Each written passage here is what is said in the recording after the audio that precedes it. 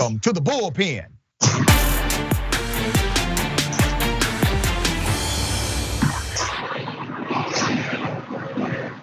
Okay, in the Bullpen today, we have Mr. Reed Cooley. He's back, policy fellow, Independent Institute, lifelong writer, Mississippi native, very accomplished individual. All right, good day, sir, welcome. Hey, Dr. Richey, how are you? I'm doing quite well. We're gonna chop it up about the US Constitution, maybe some of the problems with the Constitution. Perhaps you and I can even agree on a thing or two. I don't want to presume what you know or believe about the Constitution and how it relates to America today. So if you would, give us your sentiment and I will opine.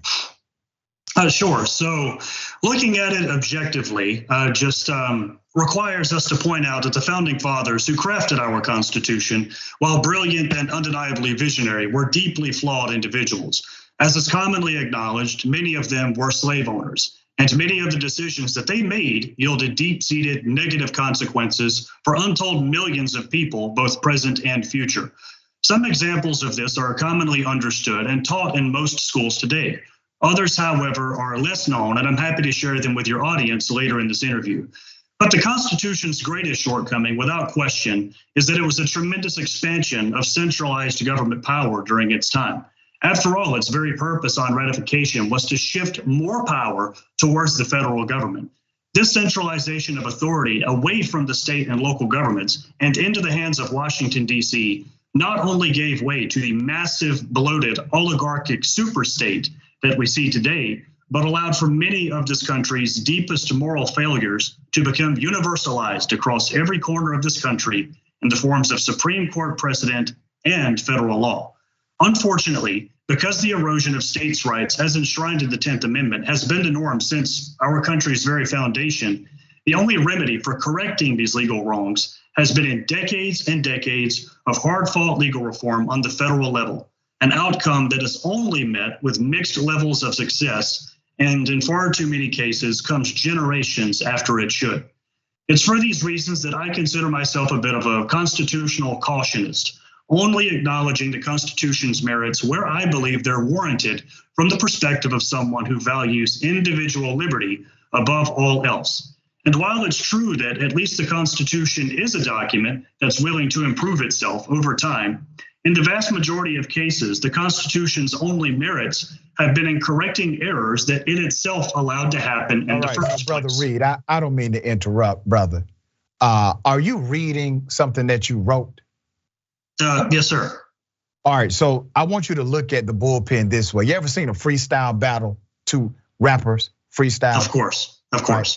They got to already know some things in their mind, but you don't come, to a freestyle. This is a debate. You don't come reading a document because sure. I would like us to be in conversational format for the sake of those who are watching it. Is that all right, brother?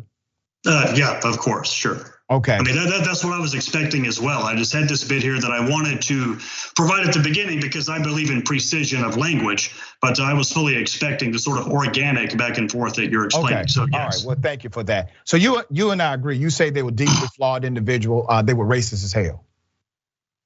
No, so whenever you talk about the founding fathers, it's important to understand that they're not a monolith. So right, that's correct. But many of them were racist. Yes. Yeah. All right. And so you have just proven a sentiment of critical race theory, ironically, because what you have just proven in your proclamation is that their personal bias is attributed to the document, the law, policy, statute, constitution that they decided to pen, which is a dynamic of critical race theory that says that bias must be analyzed through a particular lens in order to unravel it. Now, what you have said is that the biggest issue with the Constitution is, I think, the nationalizing of it. Is that the biggest issue? How it created a larger government rather than smaller government? Well, the larger government allowed for, like I said, many of this country's deepest moral failures, such as racism, to come into play. And you actually approached your most recent bit of feedback there with what seems like an assumption that I just want to dispel. you said, ironically, I've sort of proven something about critical race theory. Whenever it comes to issues of race, I actually catch a lot of criticism from conservatives and libertarians, people who I share the political right with, because I actually do believe that there's at least a kernel of truth to the idea that systemic racism exists in the United States. However, I do believe that instead of believing that it's some sort of invisible, pervasive, sort of abstract, unseen force corrupting the institutions, corrupting every fabric of our society, I believe that it exists in very select institutions which we can reform one at a time in very concrete ways. I think that one example is obviously our broken criminal justice system. Yeah, I agree with you, Reed. And by the way, critical race theory does not mandate that it is applicable to every aspect of the existence of institutions and norms. So let's go back to something that you said that was quite interesting. I'm not a constitutional guy. I believe the Constitution has deep problems. And the Constitution believes it has deep problems, evidenced by the fact that it has amendments. Amendments are the fancy words that mean corrections to the US Constitution. But there are individuals who will argue things like, and I would like to get your idea about this, that bearing arms, that the right to bear arms is actually a natural right, okay? So yes, it's absolutely a constitutional right. There's no debate.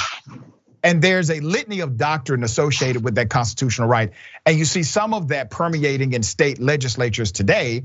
All of those legislatures are conservative as it relates to something called constitutional carry. We'll get to that in a minute. But do you believe that the right to bear arms is a natural right or a constitutional right that you grow into? I guess I'm trying to understand what you mean by a right that you grow into.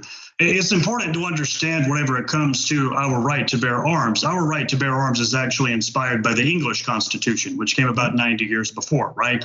I think that the right to defend oneself and the right to overthrow a tyrannical government if necessary, that is something that is a natural right. I think that I would agree with that. Okay, well, let me go back. Fortunately, we have a constitution that wasn't my exact question. For the most part. Okay. That wasn't my exact question.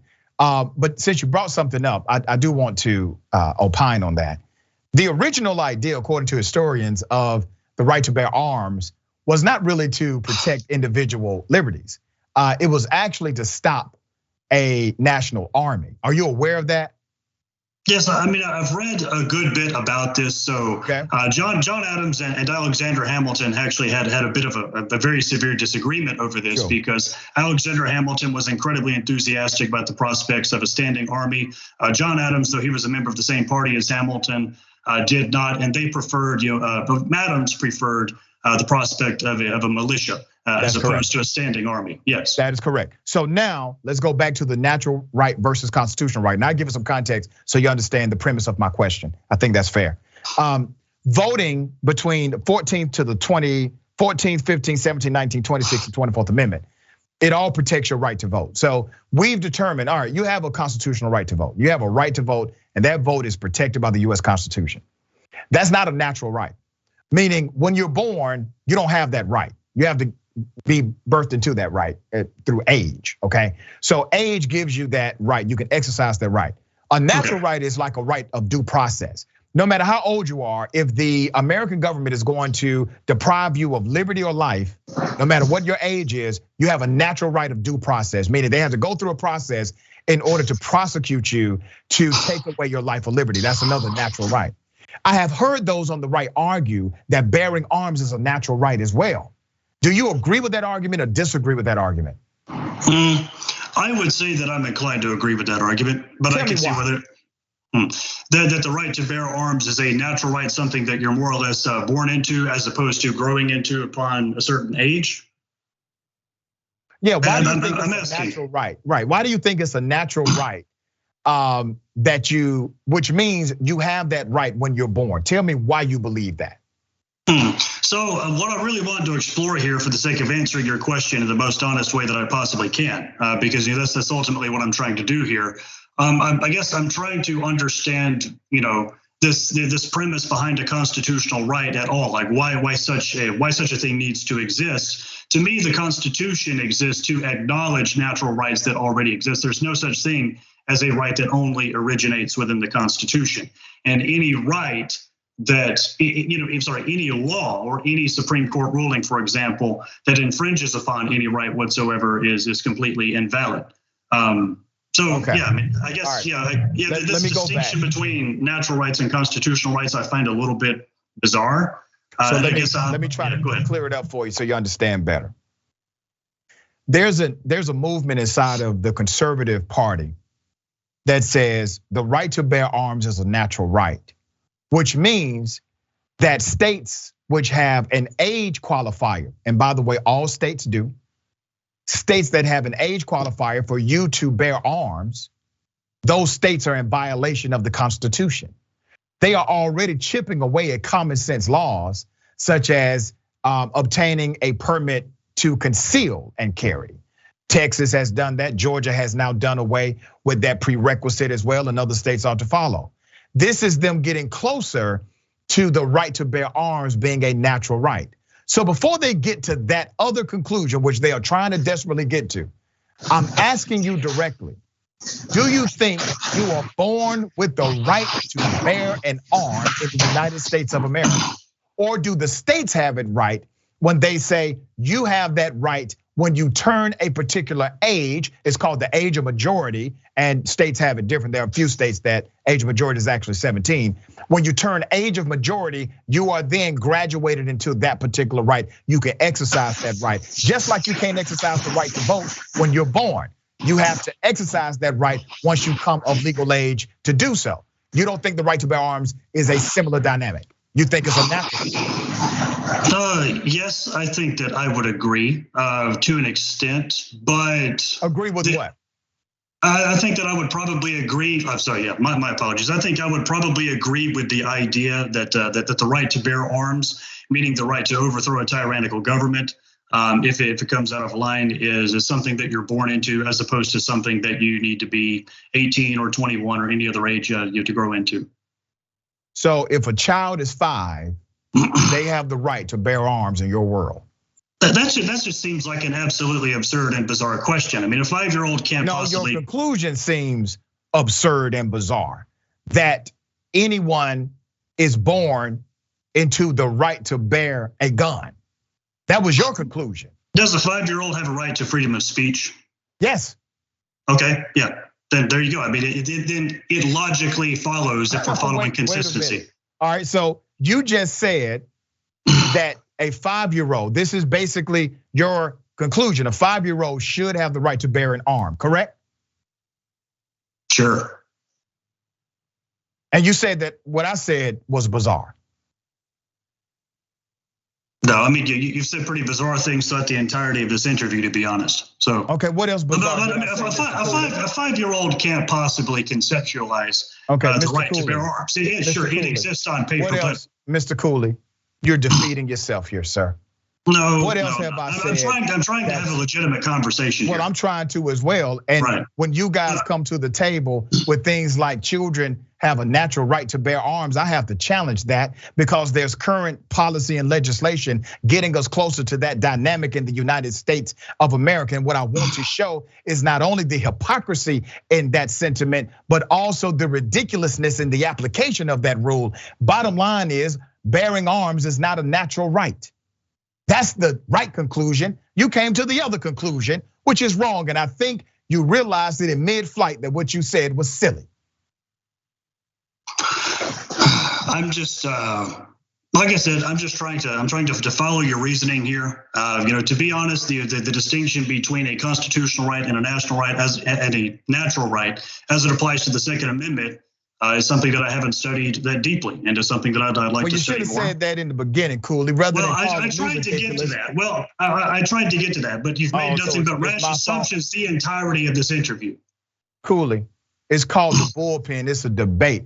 You come prepared to talk about. We came to this debate talking about the shortcomings of the Constitution, and you immediately bridged into the Second Amendment.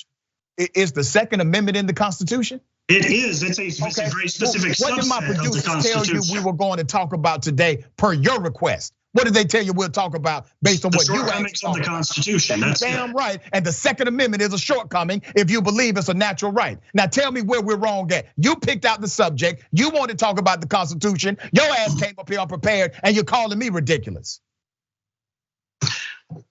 Like I said, yeah. Well, I mean, this has been ridiculous, Dr. Richey. I mean, all the way through. It absolutely has been. Have a good day, sir. I agree with you on that. That's one thing we actually agreed to. Thank you, sir. Have a great one.